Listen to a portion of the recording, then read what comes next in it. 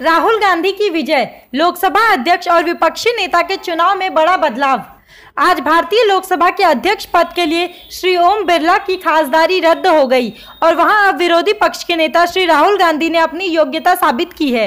इस चयन ने राजनीतिक दलों में तहलका मचा दिया है, जबकि राष्ट्रवादी कांग्रेस पार्टी के मुख्य प्रवक्ता महेश तपासे ने इस घटना को भारतीय संविधान की सच्चाई बताया है।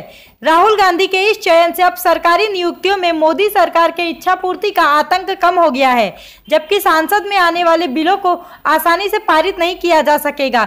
महेश तपासे ने यहां तक कहा कि राहुल गांधी के चयन से भारतीय जनता की आवाज संसद में सुरक्षित रहेगी और सभी विपक्षी दल संविधान की रक्षा के लिए सशक्त होंगे। बघा नियतीचा खेळ, ज्या भारतीय लोकसभेमध्ये ओम बिर्लांनी राहुल गांधींना बरखास्त केलं होतं, त्याच लोकसभेचे आज विरोधी पक्षनेते राहुल गांधी झालेले आहेत।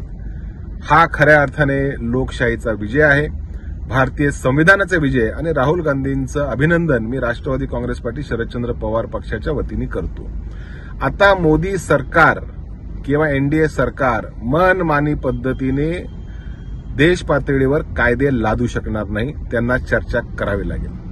ईडी असेल, सीबीआय असेल, इन्कम टॅक्स असेल, याच्या अधिकाऱ्यांची मनमानी पद्धतीने नियुक्ती ते करू शकणार नाही, कारण विरोधी पक्षाच्या नेत्याला त्यांना विश्वासात घ्यावं लागेल। आणि राहुल गांधीच्या रूपाने समस्त इंडिया आघाडी एक मजबूत संघटन, एक मजबूत विपक्ष, एक मजबूत ऑपोजिशनच्या रूपाने लोकसभेमध्ये काम करेल, भारतीय लोकांचा विश्वास संपादन करेल, भारतीय अर्थव्यवस्थेसाठी ज्या काही गोष्टी असतील त्याच्यासाठी पूर्ण योगदान करेल आणि एकंदरीतच भारतीय संविधानाच्या रक्षणासाठी काम करेल। मी राहुल गांधीजींना परत एकदा शुभेच्छा देतो।